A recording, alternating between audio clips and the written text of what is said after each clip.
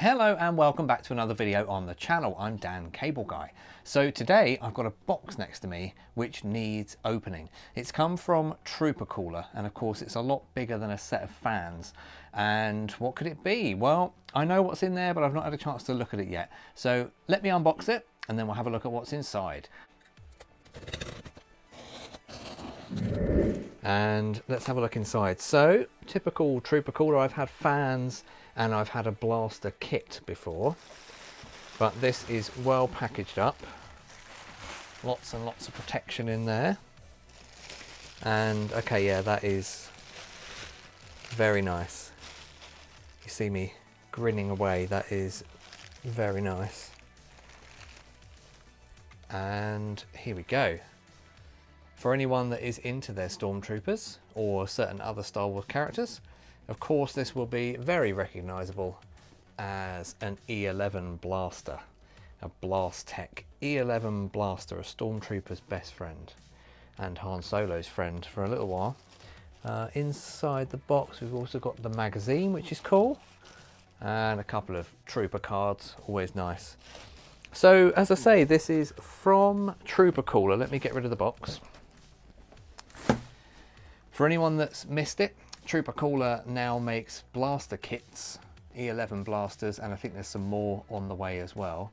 And they're a combination of metal and resin. You may have seen my previous videos where I built one of the sort of prototype versions of the E-11 kit. But this one, I'm told, has a few tricks up its sleeve, which should be nice. So as I say, yeah, this is the latest model of the blaster from TroopaCoola. It's called the JMC E-11. So I'll put links to that in the description. There's a Facebook group for it and all sorts. Let me put the magazine in so we can get that working. It's a great size magazine. If you haven't seen this blaster before on the Facebook groups and places like that, I don't know if it's 100% of the pieces, but Mark that runs the TroopaCoola business has most of the parts from original E-11s, well, Sterlings. So, and I've seen he's got the main gun, things like obviously the folding stock. I think he's got an original scope. Obviously check him out for that. But a lot of these parts then are molded from original pieces, which is why it's just so realistic. But as you've already seen then, the magazine is removable if you want to. A little mod some people do is to put a magnet in there if you want it to secure, but I'll be honest, I can't imagine that would actually come out on a troop. Even if it were a bit loose, what I've done on my own blaster is just take some electrical tape, fold it over on itself, and then basically put it on the end and just push it in, and it will just sort of hold it in place. Let's have a look. I don't know if this actually works or not. Yep. So the magazine release button here. I've never had a real Sterling. What is it? L4A1 or something, I can't remember the model number, but this I believe would be the button you would press to remove the magazine, so that is functional. That's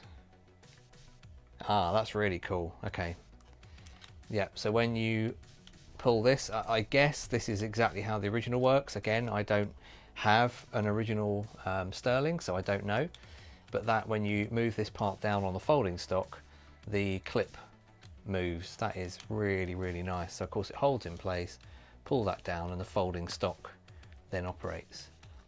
And yeah, just like the originals, all of that sort of folds out.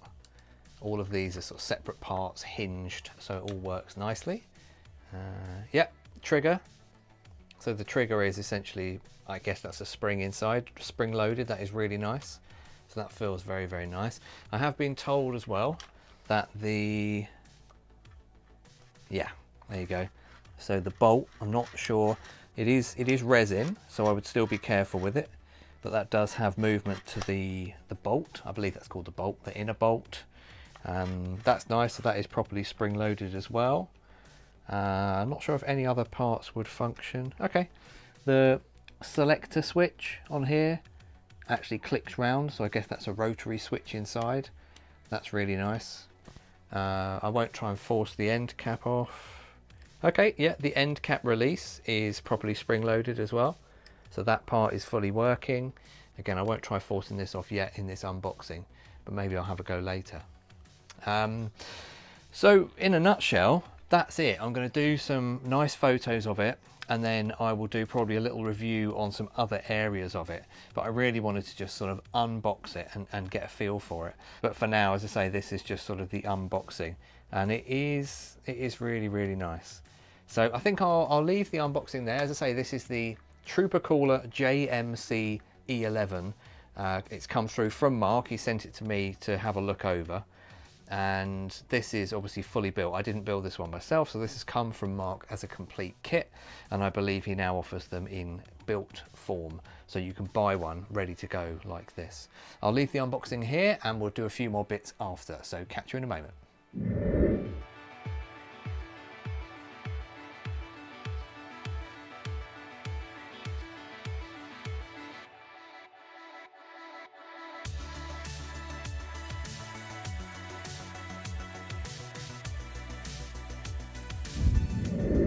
Let's have a closer look at the JMC E-11 blaster then. So as I mentioned in the unboxing, there are quite a few moving parts, including the magazine which releases, the trigger, the selector switch on here, the magazine release, the folding stock, the bolt inside, and also the rear end cap. So that's pretty much all of the moving parts.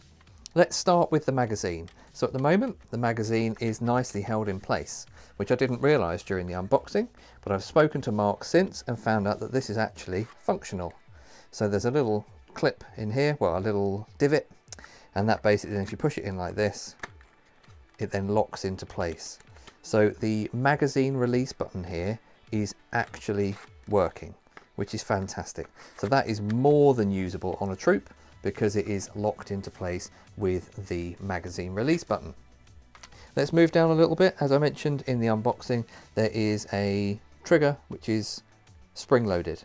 So again, just if you want to play around with it or show off to your friends, the trigger is really nice and fluid, nicely done, doesn't make any noise, just really nice to use, so very, very simple. Also as well, there is a rotary switch inside the selector here. So you can see that it just nicely switches round if you want it to. You've then got the folding stock, which is fully functional.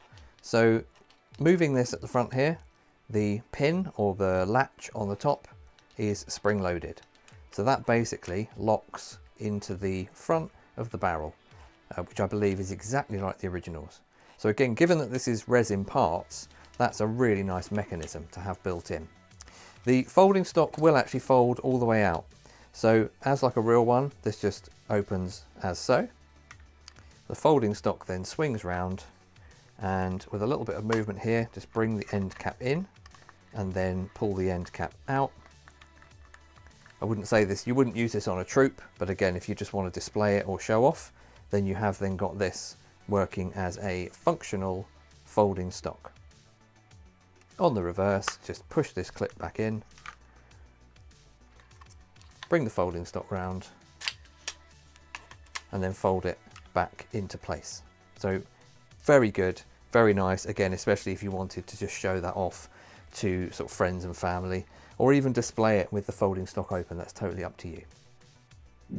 Let's have a look at the other side of the blaster. So as well as just the nice details, obviously you've got the flash guards, you've got the nice T-tracks as I mentioned in the unboxing, which are really nice, but you do have the functional inner bolt. So again, if you want to just show off, that is functional. It is made of resin, so Mark has advised me you may not want to actually use this in anger on a troop because it is resin parts, but of course it is, as you see, quite sturdy. But again, how much you want to push the limits of that is up to the individual. The end cap does come off. It is quite stiff, but there's an end cap release on here which levers out, and in theory you push that in and then twist the end cap. There you go. It's a bit of a wobble where it's got the paint on there, but as I say, you can remove the end cap if you want to. You can see the detailing in here, which is where this locks into place.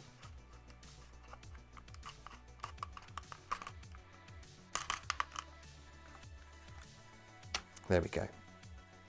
As I mentioned, the T-tracks are lovely. The original version of the kit, when it was first released, the T-tracks were a traditional yellowy coloured resin, but now Mark actually does the T-tracks in black resin, which means that you don't have to spray them up, but they have a lovely natural sheen to them, which works really well against the sort of satin appearance of the blaster with that slight mottled effect. These do look like just genuine car parts, which I believe is what the originals were. They were sort of a door trim or something similar. So these look really, really nice. Love the detailing on that. The scope is cast from an original scope, which is an M38 tank scope. As I mentioned, there's a few replacement parts on this, like the metal screws. It does then have lenses as well. Unlike some of the other kits on the market, like the old Doopy-Doos kit, for example, this is a hollow scope. So it's not a solid resin scope, it is hollow, which means then if you were doing the kit, you can put the lenses in, or obviously if you buy this complete from TroopaCoola as it is, then it comes with that hollow scope. On the other side of the blaster, you've then got the Henxler counter, which has the iconic eagle logo in there. And also on the back, you've got the Henxler writing and a screen. And also the reset button does actually work. I believe that would be the counter reset. It just clicks in and out if you want to do that, which is fine.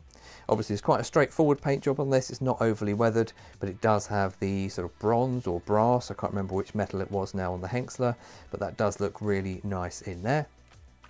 And then you've got things like the power cylinders on here, which have got metal replacement parts on the front and also metal nuts and bolts in either end, again to give it that added realism. The scope rail, of course, is metal. It's aluminium, and it's then screwed in here. There's a couple of ways the originals were screwed in, either with an upright angle here or a flat. This one's got flat. But again, overall, this is a really nice blaster, really nicely presented, lovely paint job. I say this is sort of a clean, idealized, I would say, as there's hardly any wear and tear on it. But of course, you could weather it up if you wanted to as well. If you want a nice way to display your blaster, Mark at TroopaCoola also does this JMC E-11 blaster stand. So it's made of a nice, solid, high quality perspex, and as you can see has Stormtrooper JMC E-11 blaster on it and the TroopaCoola logo. And this is just a really nice way to hold your blaster if you want to display it.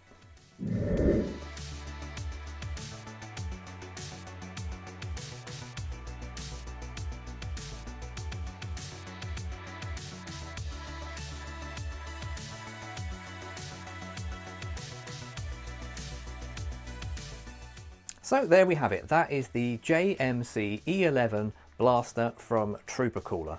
As I say, all the nice functioning parts, lovely paint job, and this is now available as a ready to troop or ready to display blaster. So contact Mark at TroopaCoola. You'll find the details in the description. I'll also put some details on screen. These are also available as a kit. And of course, don't forget the TroopaCoola fans if you're looking for a way to keep your Stormtrooper or other character cool while you're out there trooping.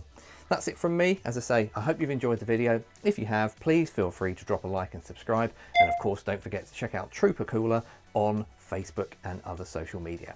Thanks a lot. See you in the next video.